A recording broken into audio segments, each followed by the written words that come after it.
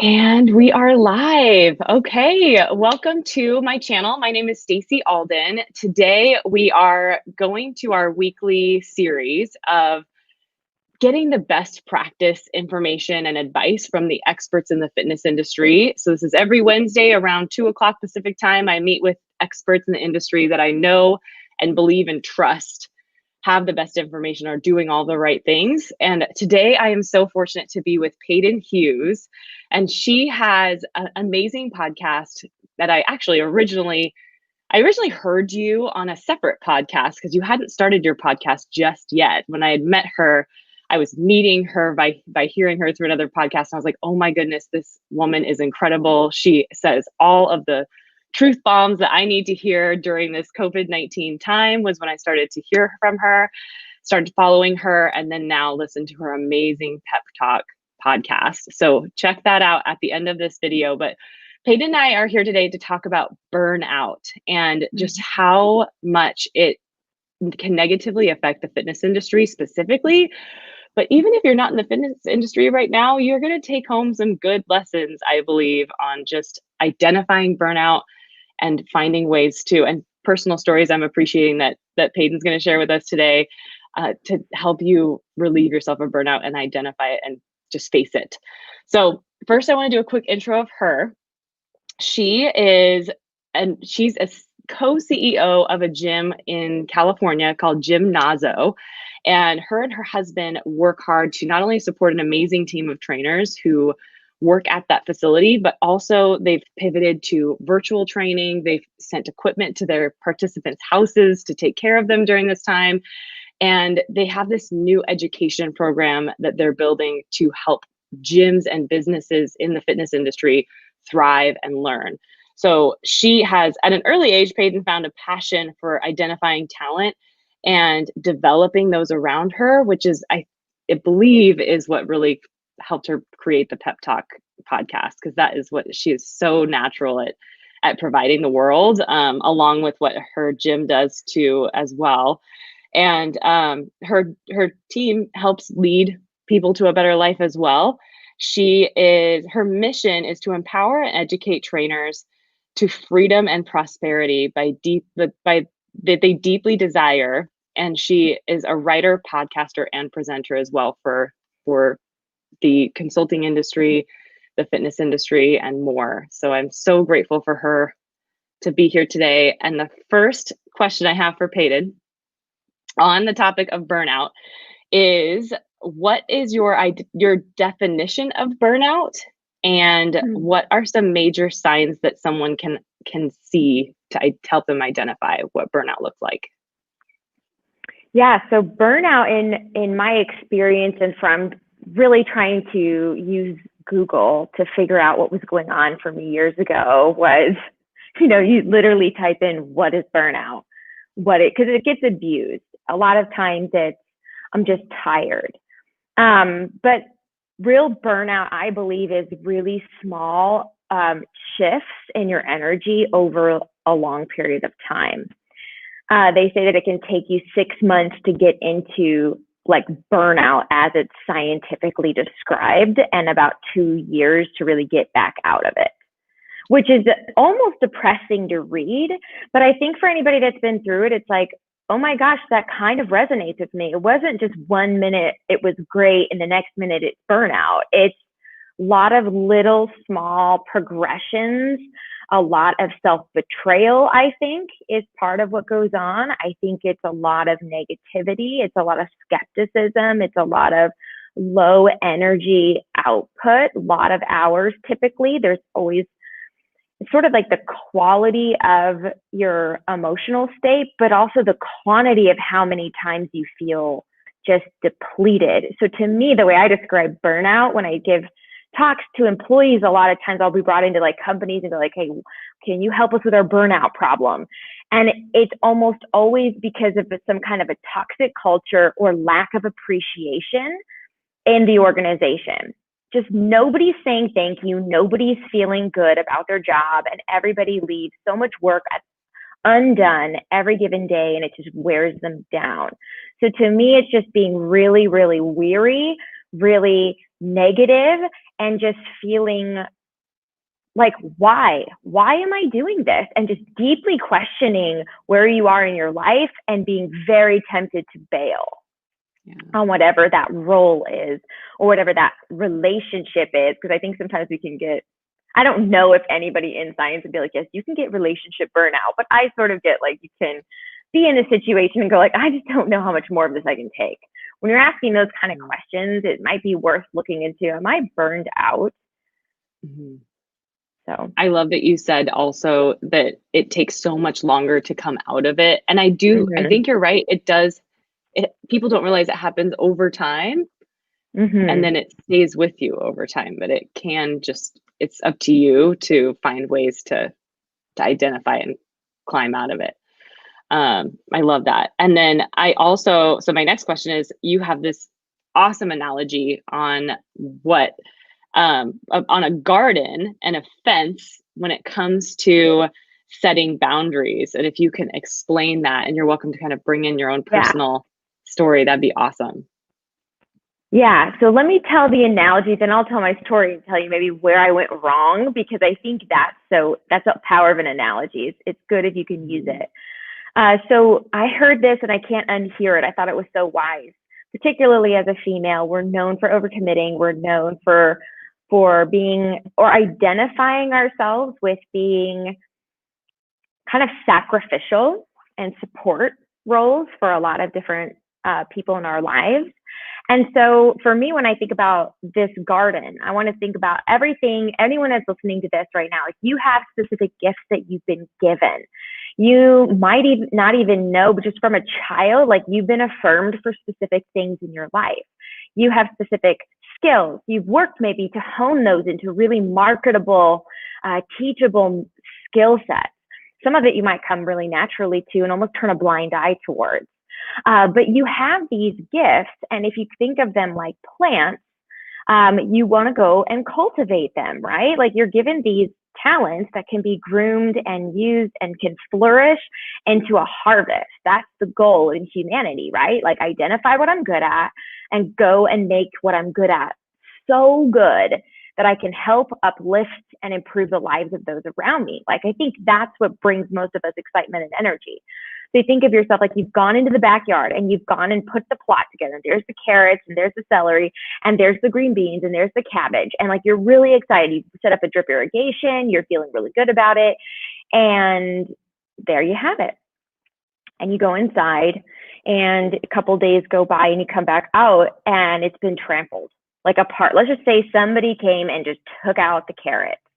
You're like so bummed because you had plans for carrot bread and you're so discouraged that just kind of, you go there, you want to do something and you just don't have it, right?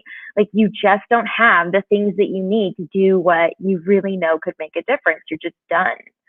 And so then you come in and you go, okay, this is great. Some friends come by and go, hey, I'm dying for a cabbage. Can you give me a cabbage? You're like, beautiful human. Sure. Other times they get so used to it, they just go and help themselves to the cabbage. And this goes on, and it's been a few weeks, and you're like, okay, now I have no cabbages. The carrots are still gone. I haven't replenished those. And then your kids race through the garden and pick a couple things. They're like, Mom's the best. And they take off. And there you have this depleted garden, and it's haphazard, it's unprotected, and you're just bitter and resentful. And those are the important adjectives around the topic of burnout, because when you get resentful, that is your life telling you, like, someone's crossed a boundary they don't know maybe, or you haven't articulated. That's what's coming up in that emotion. And so you feel just taken advantage of, and you're mad.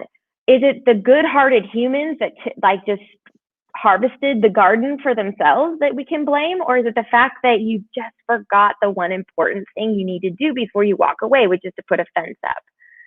If you just put a fence up, people wouldn't have just helped themselves.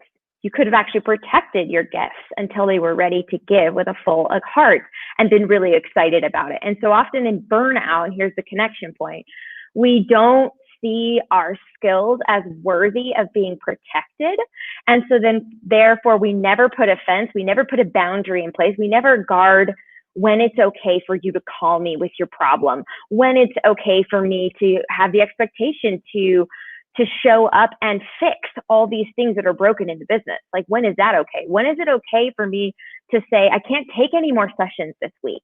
When is it, where are the boundaries? And if you never set them, you have no fence in your garden, and you're going to end up going, I don't have what it takes to do the thing that brings me joy, which is to give my harvest to people I love and care about.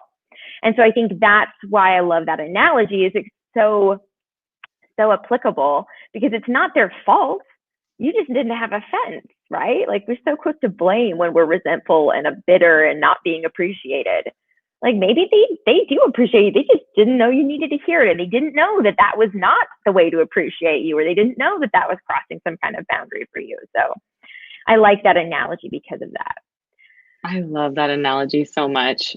And that it can put the ball in your own court, that you have to tell them exactly what is not quite working. Of course, being gentle as much as you can, and then tell them the right way. Yeah. Yeah. And I think setting boundaries is the one thing that I see people struggling with or feeling guilty for. And it's hard, and I get it. And so now I'm going to share a little bit about my story, because before I ran Gymnazo, I was a small business consultant. I specialized in $500,000 to around $8 million businesses, and would really help them create the management systems, et cetera, to really grow their business. This is all before Gymnazo. Gymnazo at this point was just a program my husband was running, and he was refining his science and his program. We joined forces and then took it to 7 figures, which has been really a fun journey. But before that, I was this 26-year-old consultant that's running around trying so hard. Here's the truth. I just wanted so badly I think I was insecure about how young I was. And I wanted so badly to have like a wise, intelligent thing to contribute to the conversation. So I do all this extra research, really try to take my game to the next level. And I worked really hard. And I was raised to believe that hard work would really kind of cover the sins of a lack of knowledge, or whatever it would be, right? So at 26 years old, there's definitely going to be questions that come up when you don't know the answer, because you're a bookworm more than you are a seasoned expert at anything. But I did have this belief that I needed to get up really early. And so I get up, make my husband. I sort of also believed in being a really epic wife, and like waking up at like 4:30 a.m. with my husband, and like making him breakfast, and like checking the box, good wife moment of the day. And then when he would leave, I would just experience these feelings of just kind of numbness, I would say at that point, just sort of numbness, and not excited, just sort of nothing, just there. And you're like, okay, what should I do? Probably should have gone back to bed, but I didn't. Thank goodness I'm trying not to should on myself too much anymore. But instead of going back to bed, I would get into bed with my laptop or my iPad, and I would just watch and binge watch shows. Like, I would go through One Tree Hill and like all of the seasons in like 2 weeks, right? Like, that's insane. And it's funny, like, I turned such a blind eye to this season in my life, but I would say, looking back, it was a good probably 8 months where I was binge watching from like 5 a.m. until 8:30 in the morning. That's 3.5 hours every day. Jump out of bed, go quickly get dressed, grab a piece of toast, a cup of coffee, and get to the office. Walk in literally for my 9 o'clock meeting, acting like I had been up since 4 a.m. Check me out. I'm this powerhouse of motivation and energy. And it was this total clash. Like, and to the point where my husband didn't even know. He just thought I was a badass that would wake up at 4 a.m. and do all these things for everybody and be this little rock star consultant. And it was only until I was preparing for a talk on burnout when I was like, I really need a good intro. And it's like I had forgotten this season of my life. And I went back and I'm like, oh, this is embarrassing. And I think when I remembered it, I blushed, like blush of that moment where you go, bummer. That's not a flattering look. But it's like, hey, but people have to know that you're not some person that's the queen of motivation over here that hasn't gone through it. And so I regurgitated that story confessed to my husband. He was like, who are you? Like, what is this story? I can't even wrap my head around this person. And I was like, Yeah. look, that was my way of coping with just massive amounts of overcommitment, no boundaries. I was working over 80, probably 90 hours a week for years. Wow. And Yeah. I went through jobs. Like I was an editor for a magazine, and then I worked for a startup, and then I quit. It was always the boss's fault. It was always them working me too hard and taking me for granted. Like no one's sitting there saying walk in the door, like work. Before burnout, I would show up at 6 a.m. and work till like 9 p.m. straight and come in on weekends. So it was just this like need for approval, need for performance. And that really, I think a lot of times high performers fall into the burnout world because we've chewed on the pill of you have to like hustle to make it through. And I'll say this, there's a whole breed of entrepreneurs that are like, you can have work-life balance and be a 7-figure earner like me. I'm sorry, I don't know a single person that has built a 7-figure business who didn't work their ass off for years. I was even wrong on that. But everybody now is like, I wish I didn't have to, or I might have left a piece of me behind. So I do see that, and I don't know how to reconcile that. But I just have to say, I think hard work is really important, but burnout is like always out there for those high performers. And that's where that like ability to see like signs of burnout, most likely indirectly from what you actually might be seeing, are like binging on Netflix, drinking too much, like just eating food you normally wouldn't eat, not having the energy as a trainer to maybe get a workout in because you're so exhausted and you're not sleeping or you're not. So it's those signs, it's seeing those little things that just those things that are pulling from your garden. Yeah, they say burnout is like a prolonged state of chronic stress. Yeah. Like it's a problem. It is like you were not meant to carry this that you're carrying for this long. And we can fool ourselves into thinking we're supermen and women that can just do it all. But yeah, it shows up as like even just feeling alienated from work-related activities. Like the things that used to bring you joy no longer do. So you start questioning your passions. You start questioning your career.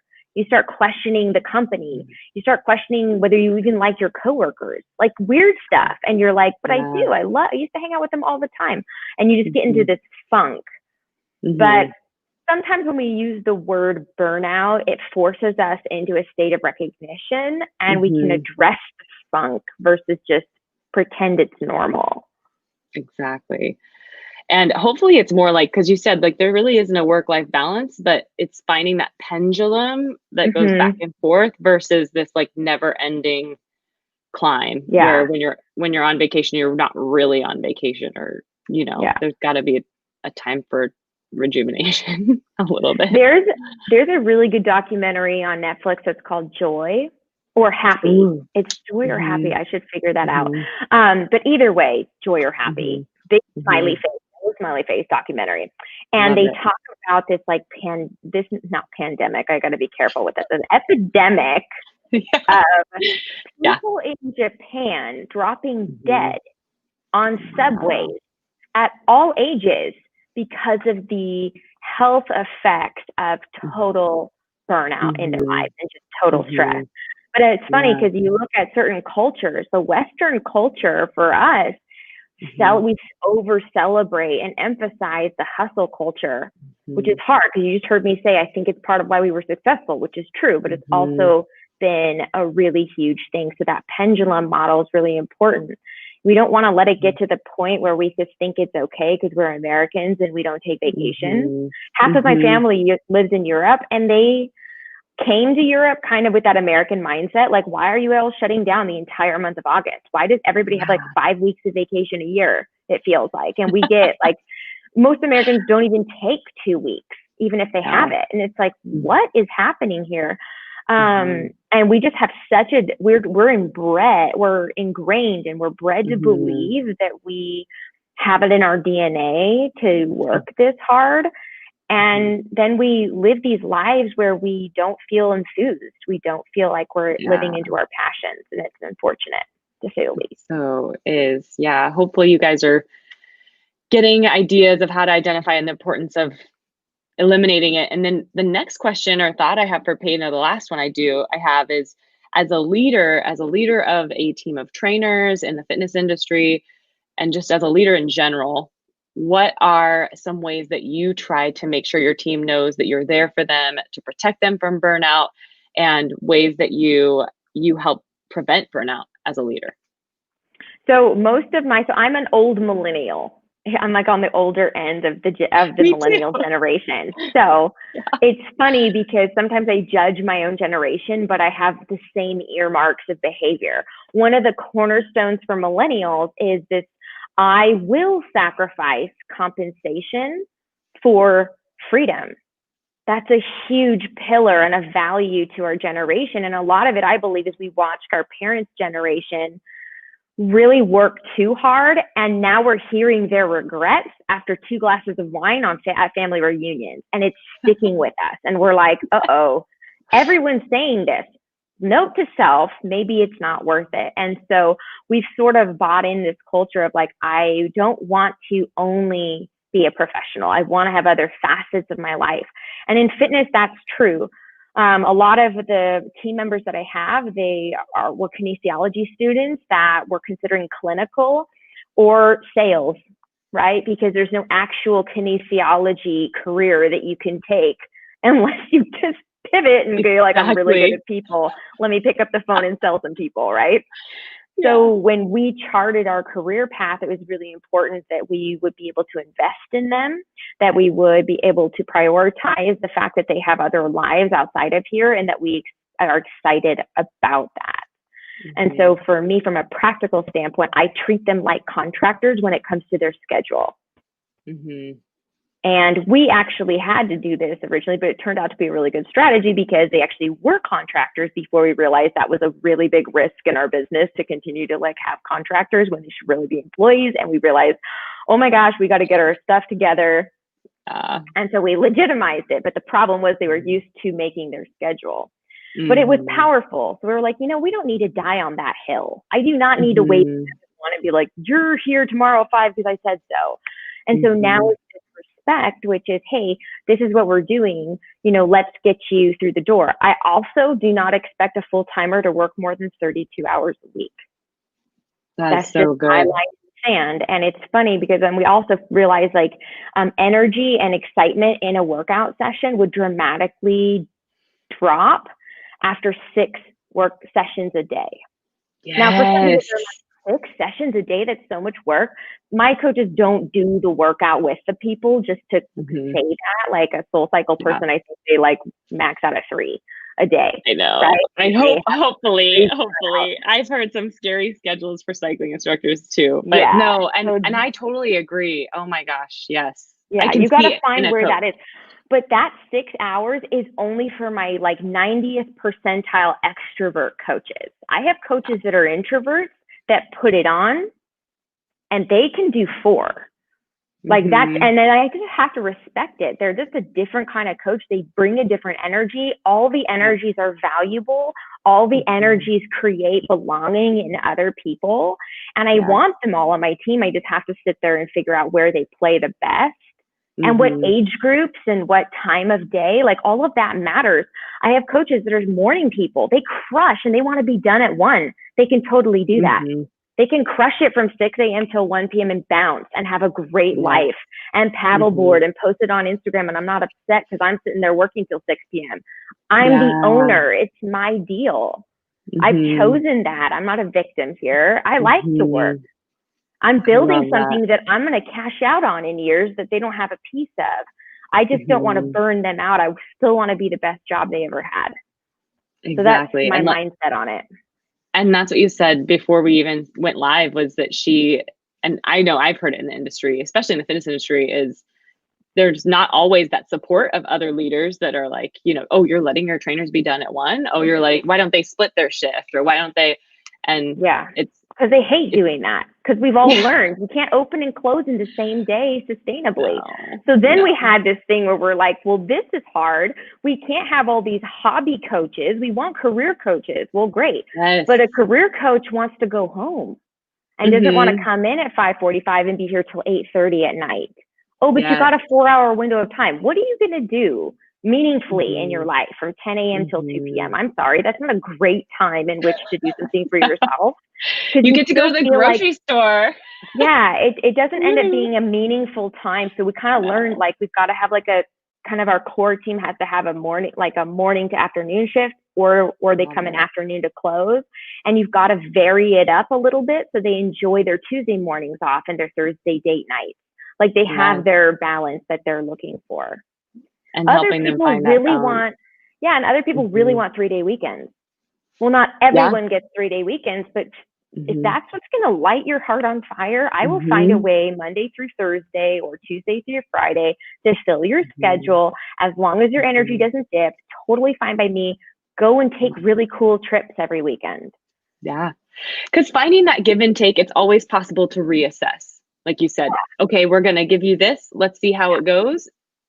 And if it's successful for both of you, then I so love that. Then why not?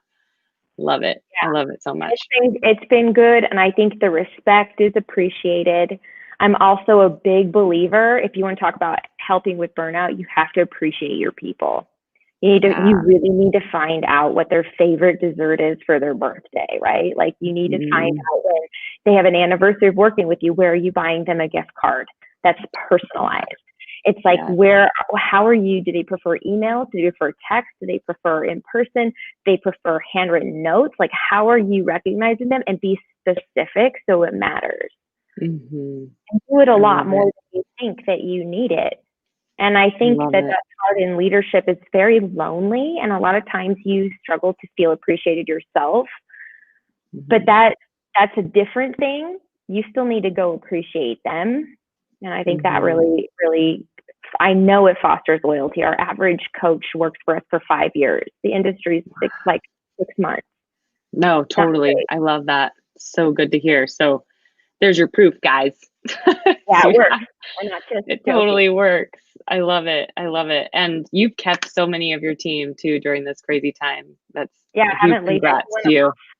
I mean, That's I'm the kind of awesome. person, I'm literally writing a blog right now for another group that's like, what are your 5 key takeaways? And I'm like, your team is your asset. Like, you Yeah. cannot burn them out. I mean, it's not, they have to protect their boundaries too. But I Hmm.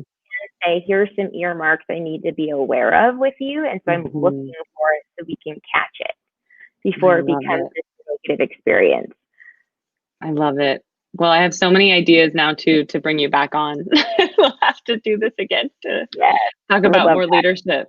I love it. So you guys have to go check out her Pep Talks podcast. It is quick, easy to listen to. I listen to it every single time there's a new one that drops. It's like Yes, religious I'm to so me. happy. And if you want more information, especially about Gymnazo and their education program, the best place to go will be Instagram. Is that correct? To kind of get an idea of Yeah, the transition. I love it. yeah. So you see the logo at the top on this video. And if you enjoyed today's video, subscribe to this channel, like the video, hit that notification bell for more information and whenever we do go live again. But I so appreciate your time, Paden, today. And I feel like I'm not alone anymore in this burnout So good. world. We're all feeling it a little Yeah. bit right now. So stay attentive. Yeah. COVID's highlighting a lot of it for us. It's so true. It's so true. So I hope you guys are able to see it, act on it, and build that fence. Mic drop. Mic drop. Build the fence, guys. Build the fence. We'll see you again soon. Bye, Peyton. Bye.